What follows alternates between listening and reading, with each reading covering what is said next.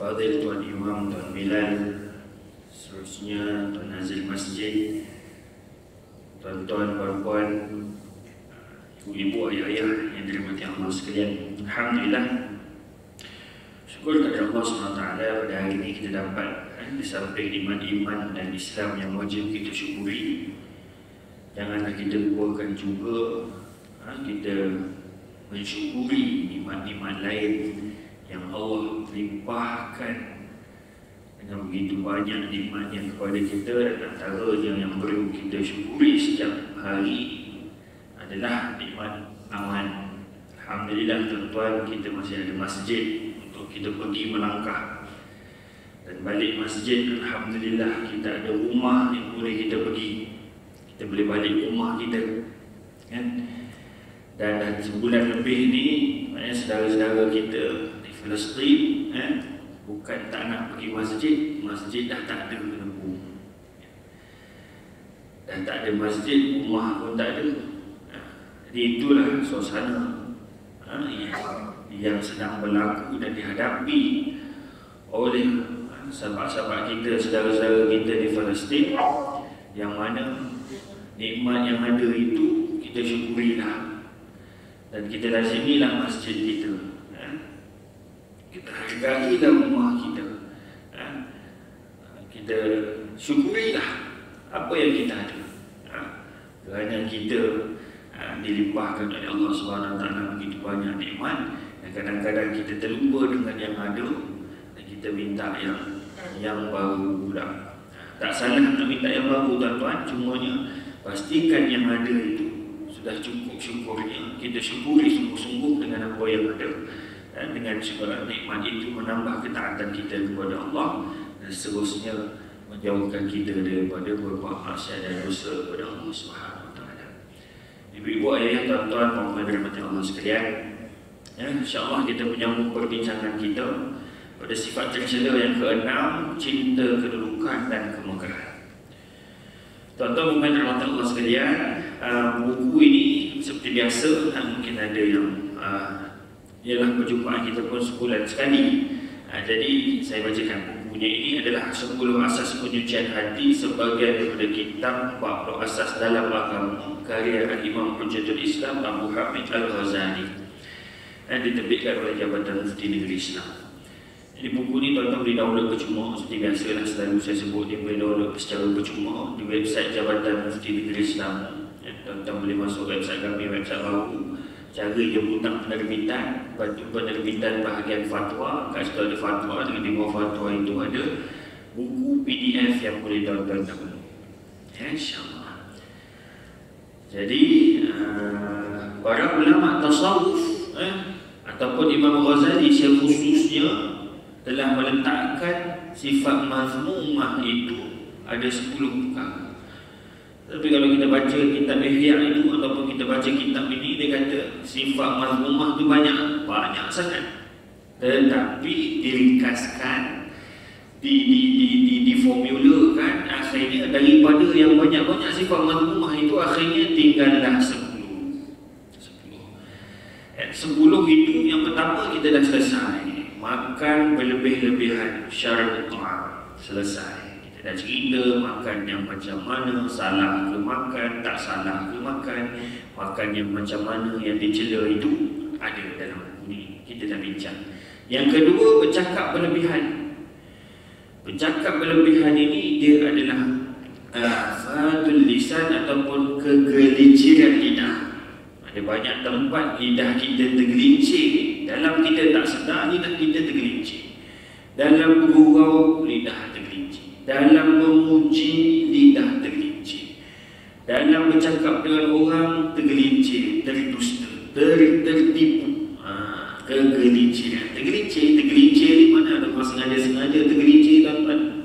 Tergelincir ni dia slip dengan dia tak sengaja tergelincir. Jadi yang kedua, bercakap berlebihan. Yang ketiga, al-ghadab, marah.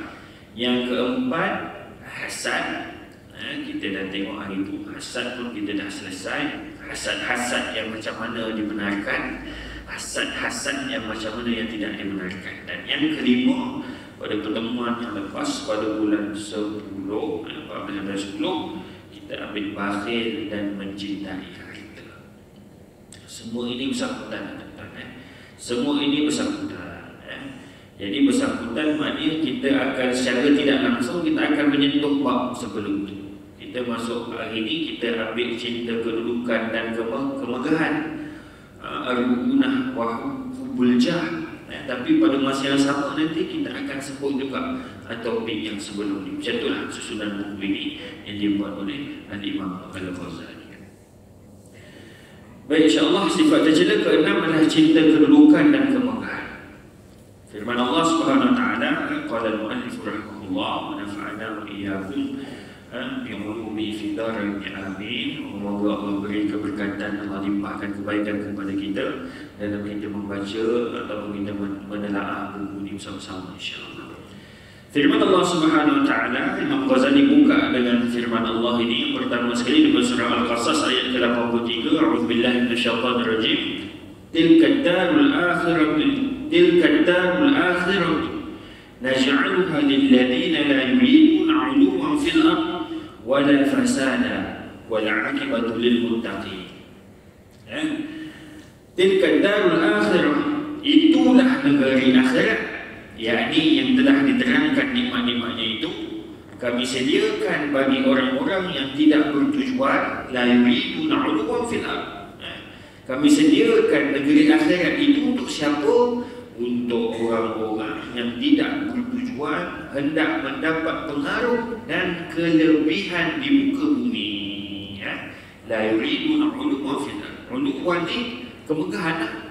Kemegahan, dia nak cari pengaruh dekat dunia, wala fasada, dan dia juga tidak hendak melakukan kerosakan. Wal 'aqibatu lil muttaqin, dan kesudahan yang baik adalah bagi orang-orang yang bertakwa.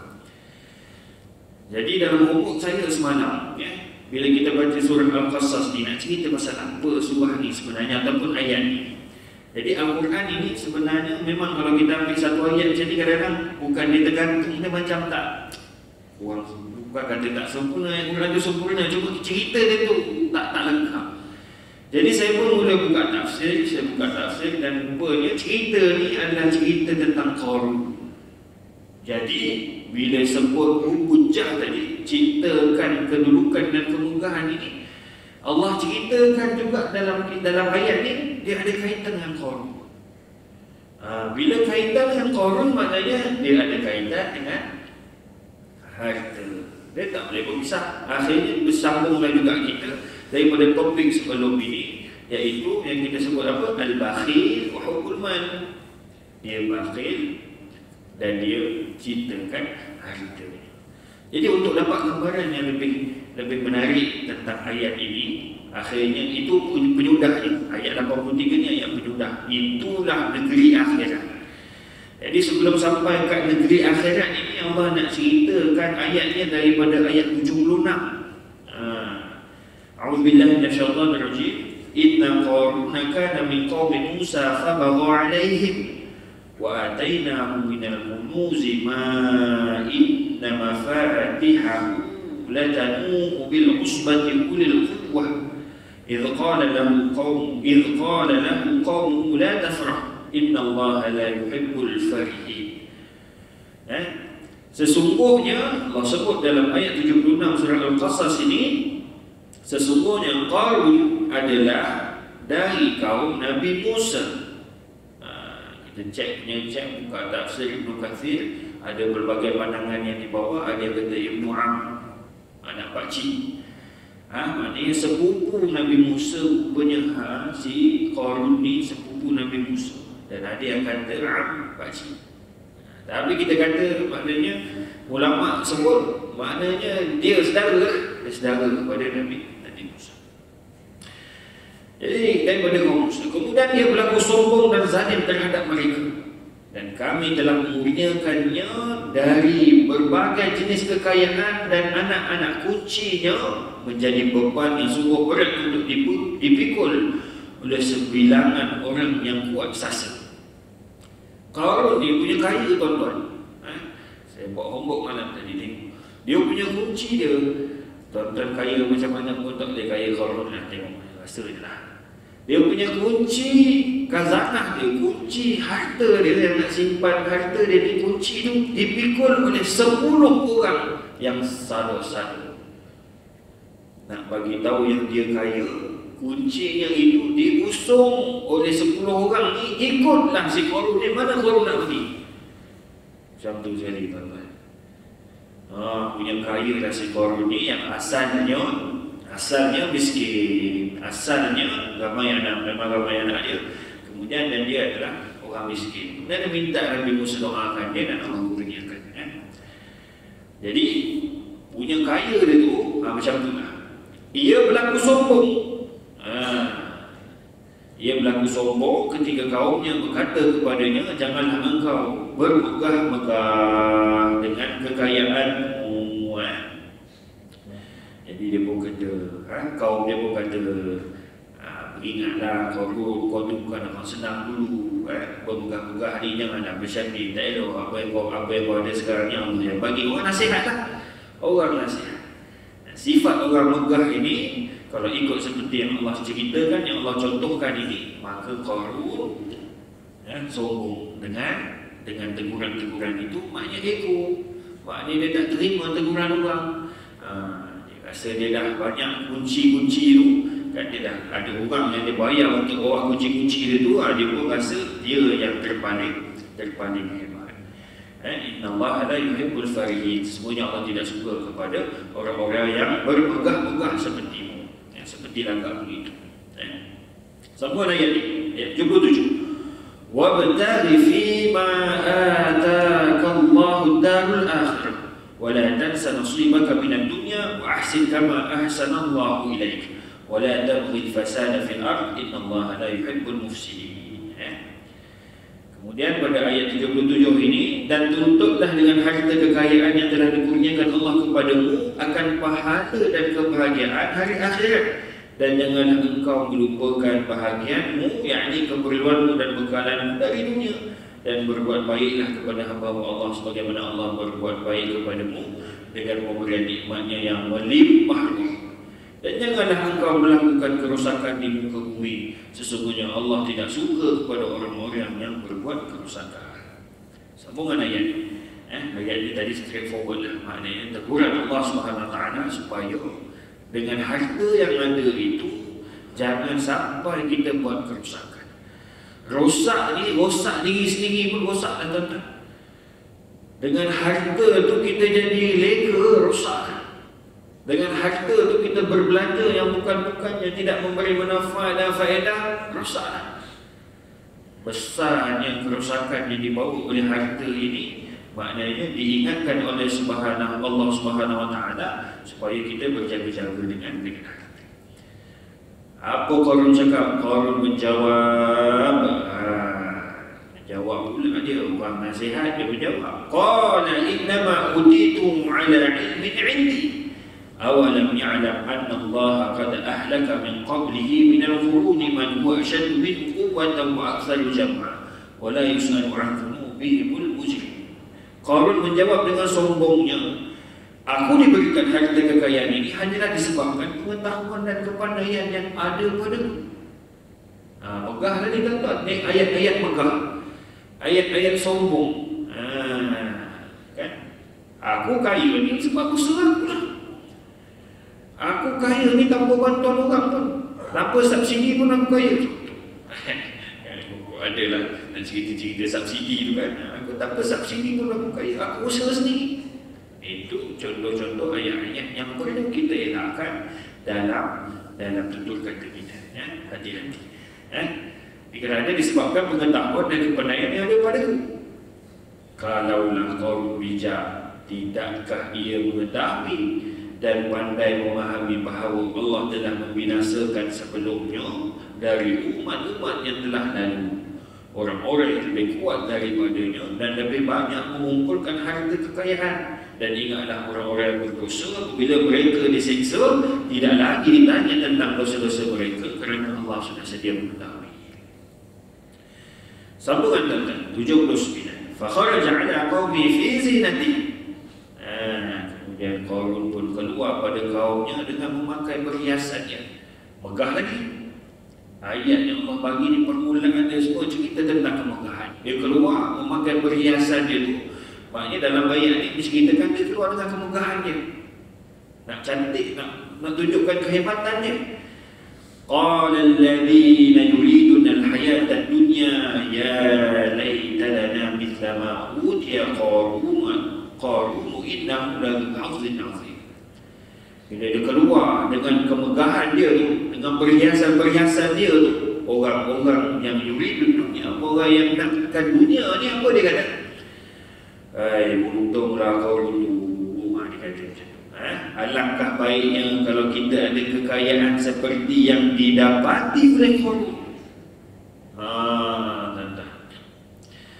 Qarun tu sedang diuji. Dan kita, namanya umat ataupun masyarakat pada waktu itu di sekeliling Qarun tu pun sedang diuji. Bila Qarun keluar dengan kemegahan dia, dengan perhiasan dia, yang masyarakat keliling dia diuji, alangkah baiknya kalau kita pun dapat harta macam Qarun. Sesungguhnya dia adalah seorang yang bernasib baik. Biasalah kita, tuan-tuan, nak kaya itu maknanya kita kata naluri semula jadi manusia. Sebab kita tak nak susah. Jadi kita pun cari ikut dan juga contoh-contoh orang yang senang. Cuma je contoh kita tu kena contoh yang baik lah. Cari contoh orang yang betul. Jadi sambungan dia, tuan-tuan. Wa qala alladhina utul ilma wailakum thawabullahi khairun liman amana wa 'amila shalihan wa la yulqaha illa as-sabirun. Itu orang-orang yang nak dunia tadi, orang-orang yang nakkan dunia, orang yang nak kesenangan, nak jadi macam Qarun. Bila dia nampak Qarun, dia nak jadi macam Qarun. Tetapi berkata pula orang-orang yang diberi ilmu kepada mereka, janganlah kamu berkata demikian. Pahala dari Allah lebih baik bagi orang yang beriman dan beramal soleh, dan tidak akan dapat menerima pahala yang demikian itu melainkan orang-orang yang sabar. Jadi orang yang ada ilmu, bila dengar orang-orang yang nak jadi macam Qarun ini, orang-orang yang mengidolakan Qarun, kalaulah kita jadi macam Qarun, untunglah kita. Jadi bila orang ada ilmu dengar, dia kata jangan macam tu, jangan cakap macam tu, janganlah kamu kata demikian. Wailakum thawabullahi khair, pahala dari Allah lebih baik untuk orang yang beriman dan beramal soleh. Kedudukan kita sekarang ni maknanya kita sedang diuji.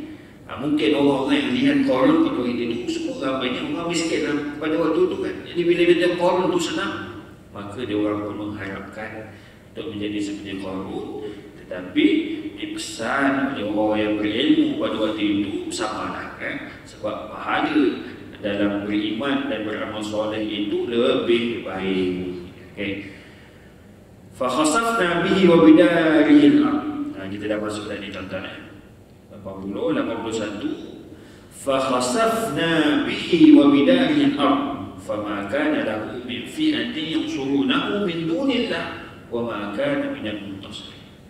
Elok dia keluar, maknanya sampai satu ketika bila dia dah keterlaluan dalam kemegahan itu, Allah tunjukkan dan Allah rakamkan cerita ini di dalam Al-Quran, di dalam surah Al-Qasas ayat 81 ini. Lalu kami timpuskan dia. Ini yang sibuk orang cakap Tegarun. Tegarun ni kat negara Nabi Musa kan, dekat tempat Nabi Musa. Lalu kami timpuskan dia bersama-sama dengan rumahnya di dalam tanah. Apa dia panggil? Singhul. Tengok dekat TV, tengok dekat internet lah, Allah Alam lah, tak tahu. Kalau ikut SKMM, tuan-tuan, 80% maklumat dalam internet ni tak betul. Jadi tuan-tuan kalau search buka-buka tu 80% tu jumpa 10, 8 tak betul. Jadi kita nak tengok, saya je share je lah kan, saya jumpa singhul, kita kontak lah singhul, cari tengok dekat Mexico punya besar singhul tu, lubang hitam, tak tahu nak ke mana lubang tu kan. Allah jauh, agaknya macam tu Qarun tu. Allah tenggelamkan dia dengan rumah-rumah dia sekali dan harta kekayaan dia. Fa khasafna bihi wa bidarihi al-ard. masuk dalam tanah, maka tidaklah ia mendapat sebarang golongan yang boleh menolongnya dari azab Allah. Maknanya dahsyat sungguh dah tu, sampai orang tak boleh tolong. Sampai orang tak boleh tolong tu kira ini bukan kerja manusia, ini memang hukuman Tuhan. Wa ma kana minal muntasirin. Tak ada orang itu. Wa asbaha alladhina tamannaw makanahu bil ams yaquluna wa ka'anna Allah yabsutu rizqa liman yasha'u min 'ibadihi wa yaqdir laula amanna Allah 'alaina la khasafa bina wa ka'annahu la yuflihul kafirun.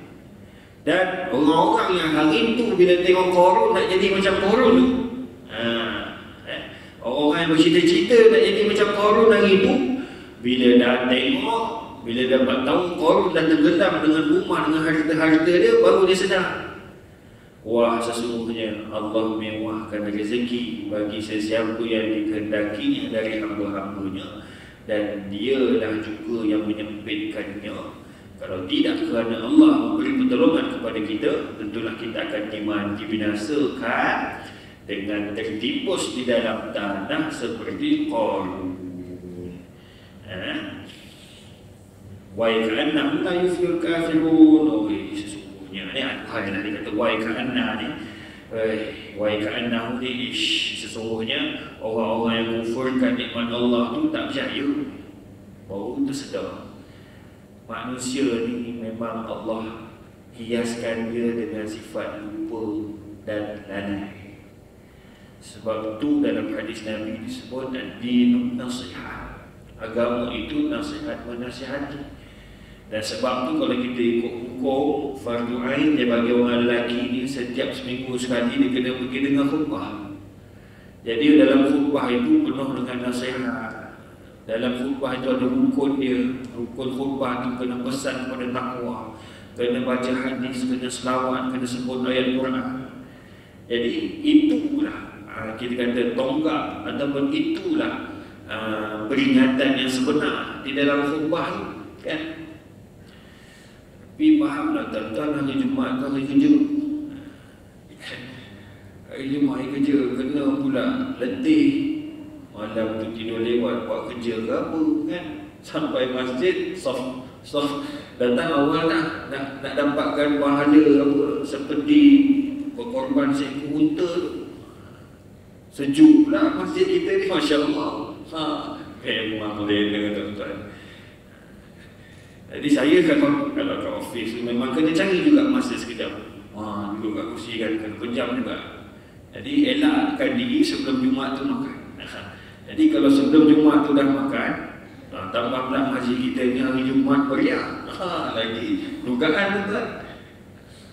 Jadi itulah maknanya ad-dinun nasihat itu, supaya kita tak lama sangat leka tu. Seminggu sekali dengar khutbah, takwa kepada Allah, ittaqullah, takwa kepada Allah. Tahu apa isu semasa yang berlaku pada hari ini.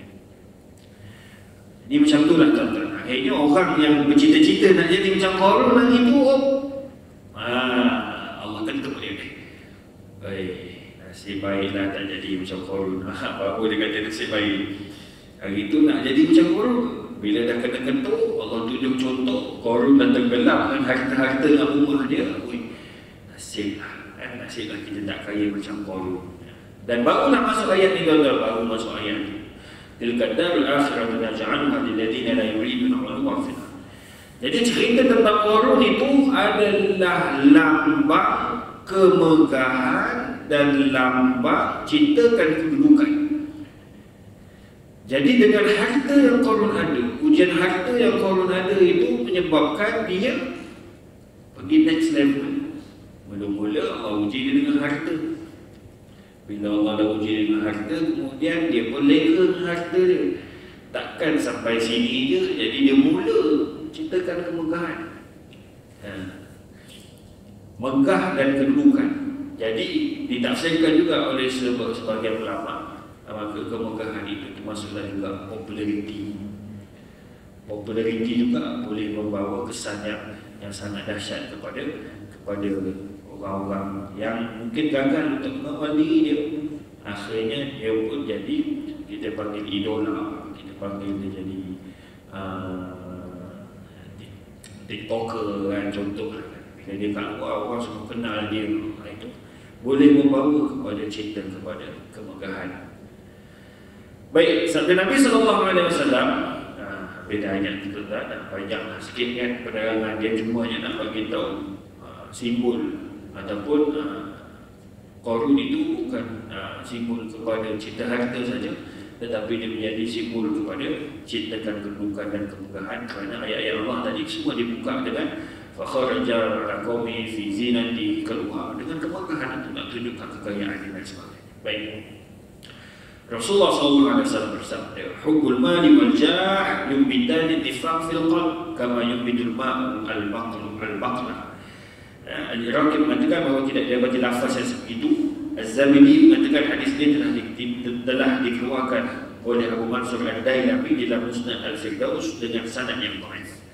Hadis ini hadis dhaif tuan-tuan, tapi ada manfaat mungkin yang kita boleh ambil sedikit, kita tidak sampai ke taraf hadis palsu. Jadi kita boleh ambil manfaat daripadanya.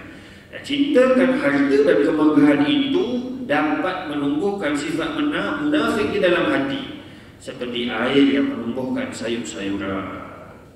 Air ini salah satu benda yang ajaib. Kalau tengok National Geographic kan, macam mana air itu menumbuhkan pokok, dia buat time lapse. Tanah kering kontang ke Afrika, tanah kering kontang.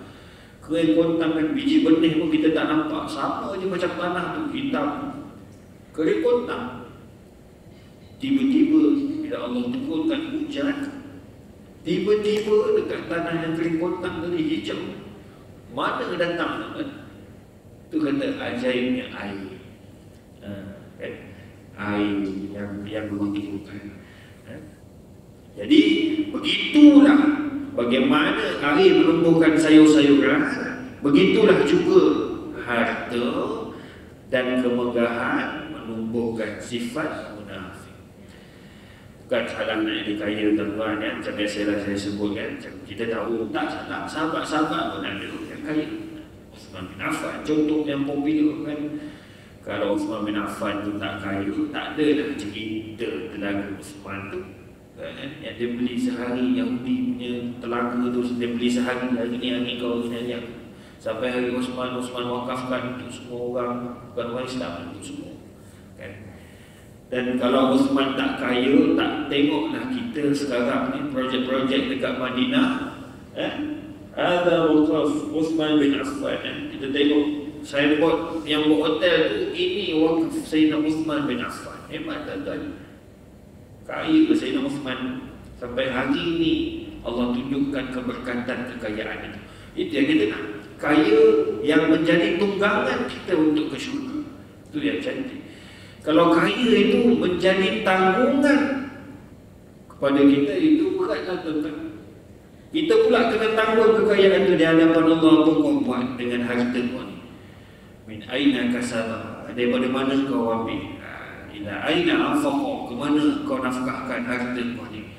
Jadi bukan. Jadi biar jadi tunggangan. Harta itu kita tunggang dia masuk dalam syurga. Jangan harta itu menjadi tanggungan kita untuk menjawab di hadapan Allah SWT. Dengar-dengar tu baik miskin dah macam tu Ustaz. Jangan macam tu. Kan tak ada orang nak bayar zakat. Okey, baik, hadis seterusnya Rasulullah sebut ma dhibani dharyani mursila fi zaribati ghanamin bi akthari fasadan fiha min hubbil mali wal jah fi din rajul muslim. Dua ekor serigala buas yang dilepaskan di dalam kandang kambing tidaklah menimbulkan kerusakan yang besar sebagaimana cinta harta dan kedudukan terhadap agama seorang muslim. Dua ekor serigala buas kita lepaskan dalam kandang kambing, dapat seekor, kenyang dia, diamlah. Dan hadis diriwayatkan oleh An-Nasai dan Tirmizi dengan status hadis hasan sahih. Dua ekor serigala yang lapar puas, lepas kat kandang kambing, dapat seekor kambing. Silap-silap seekor kambing itu share berdua ekor tadi, settle, diamlah, dia kenyang. Siap boleh pimpin, tarik telinga dia bawa keluar, dah kenyang. Tapi kalaulah hubbul jah dan hubbul mal, dua sifat ini, dia sukakan harta dan dia ciptakan kemegahan dan kedudukan, cukup untuk dua perkara itu merosakkan agamanya.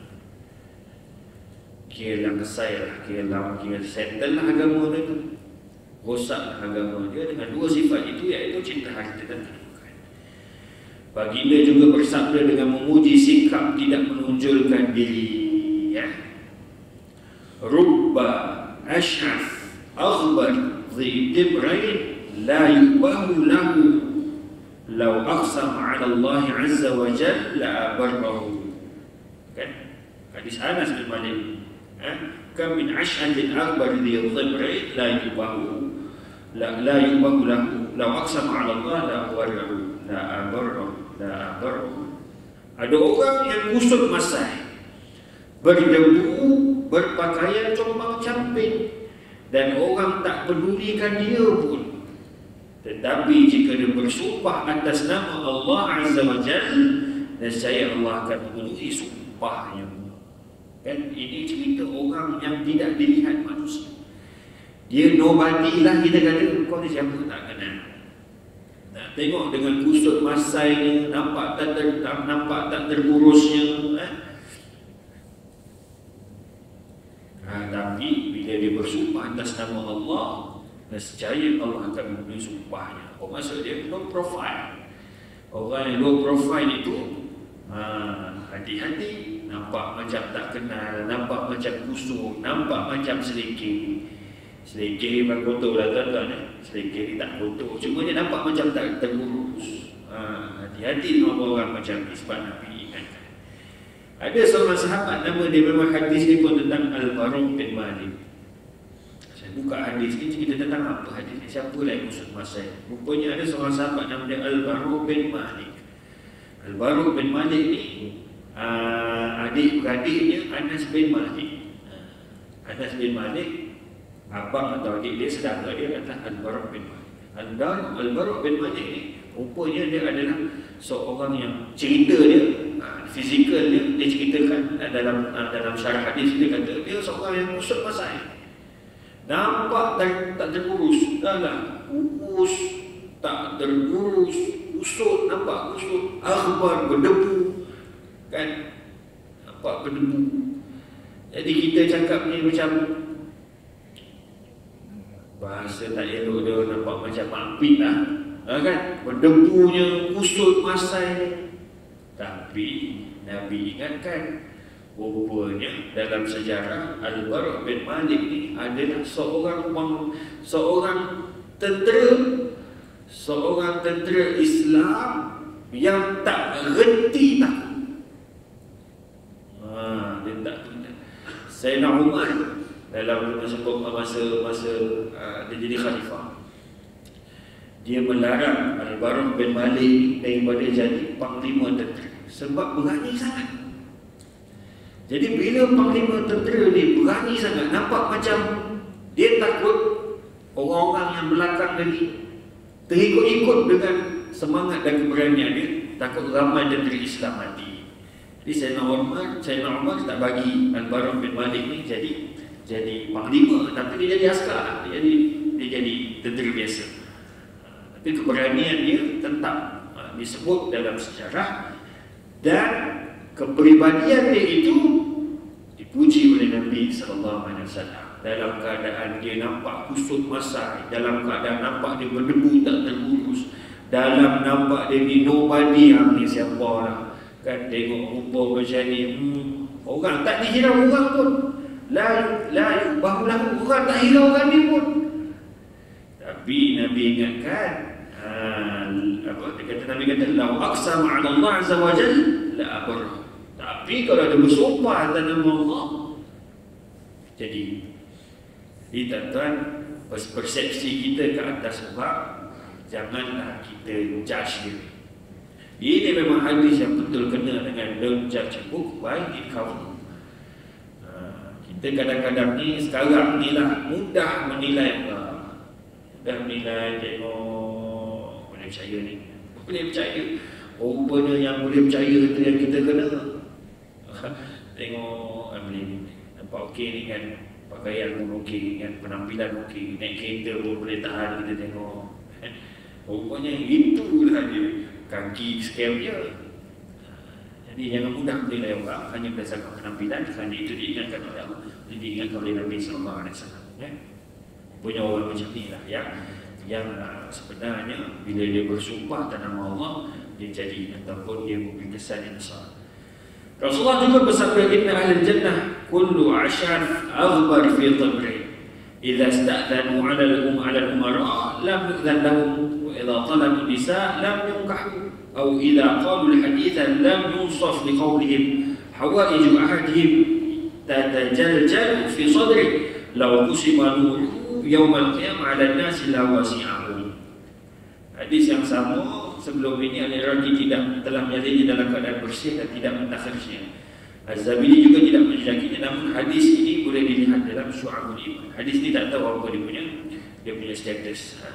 Kita tak tahu, tapi kita ambil ajarannya, kita tak ambil hukum dia kan. Kita cuma ambil tahu bahawa sesungguhnya pada penghuni syurga itu orang-orang yang kusut masai, berdebu, berpakaian compang-camping dan tidak diperhatikan orang. Cerita ahli syurga. Jika mereka meminta izin untuk bertemu para penguasa, pasti tidak mendapat keizinan. Dan penampilan macam itu siapa nak jumpa? Jika mereka melamar wanita, pasti lamaran mereka tertolak. Jika mereka bercakap, tiada sesiapa yang mempedulikan kata-kata mereka. Namun apabila terdapat keperluan di kalangan mereka, akan bergemuruhlah di dada mereka. Jika cahaya mereka dibahagikan kepada semua manusia pada hari kiamat, nescaya akan mencukupi semuanya.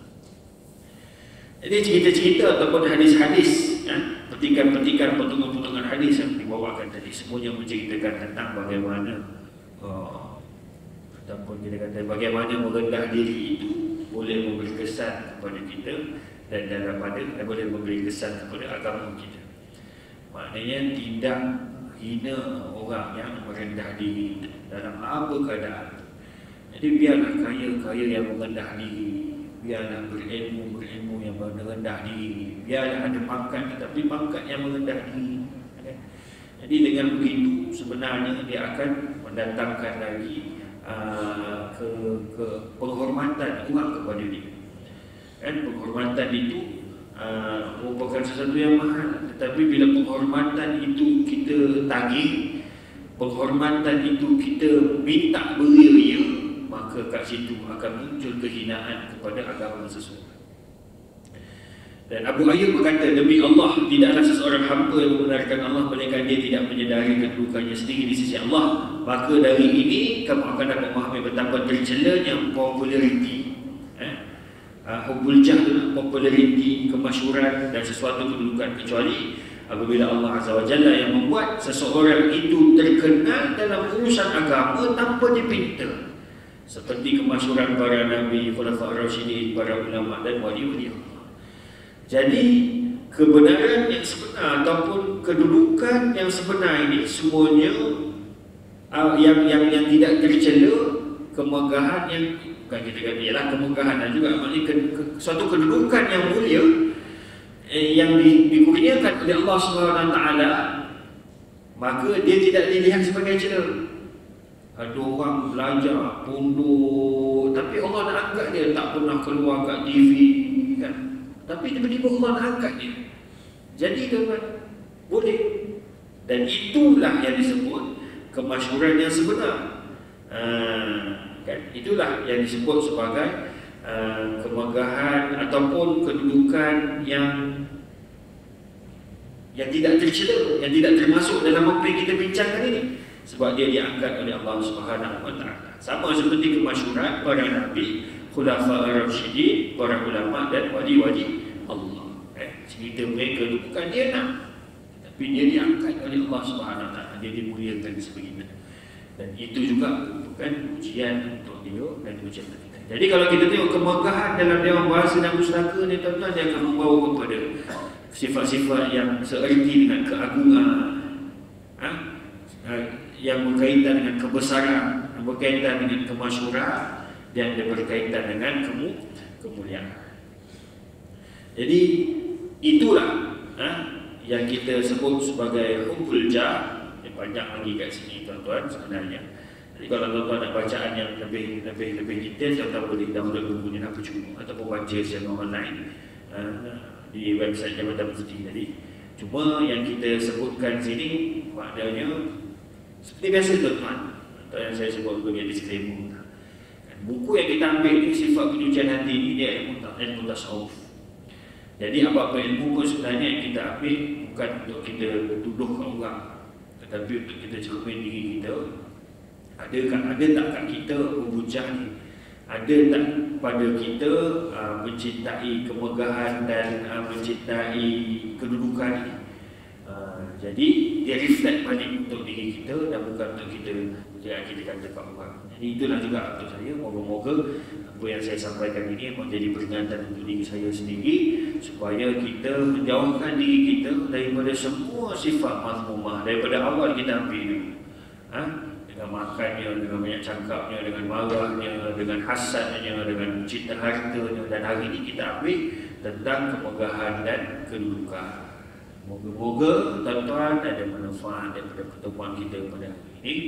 Moga-moga Allah bagi kekuatan kat kita untuk kita amalkan apa yang nak kita pelajari, apa yang nak kita ulang kaji. Dan moga-moga dapat kita sampaikan. Boleh juga promote-promotekan, download buku ni di website Jabatan Mufti tu secara percuma. Tuan-tuan kalau nak ambil fizikal, tuan-tuan kena pergi Jabatan Mufti lah, cakap dia saya nak buku ni. Dia ada 4 set tuan-tuan. Dia 40 asas agama. Jadi dia 10 asas akidah, 10 asas ibadah, 10 asas penyucian hati, dan 10 asas sifat dan puji.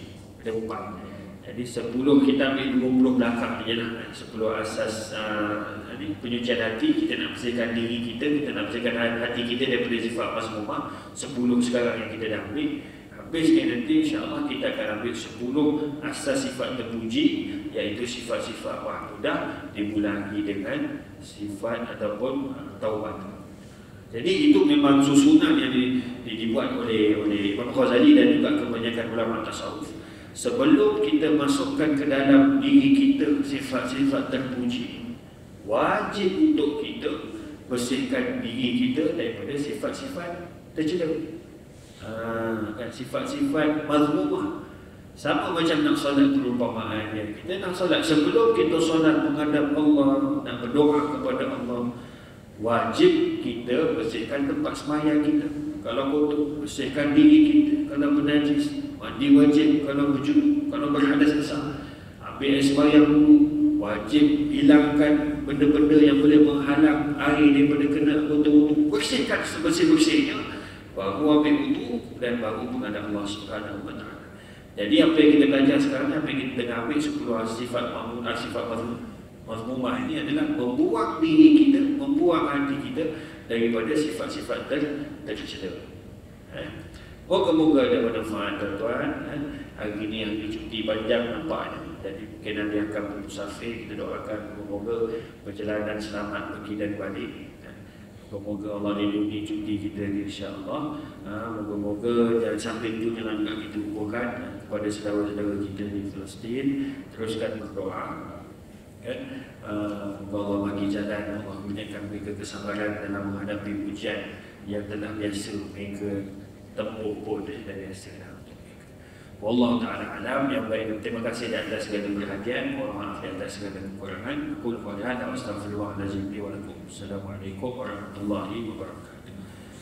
A'udzu billahi minasyaitonir rajim. Bismillahirrahmanirrahim. Alhamdulillahil alamin. Wassalatu wassalamu ala asyrofil anbiya'i wal mursalin wa ala alihi washabbihi ajma'in.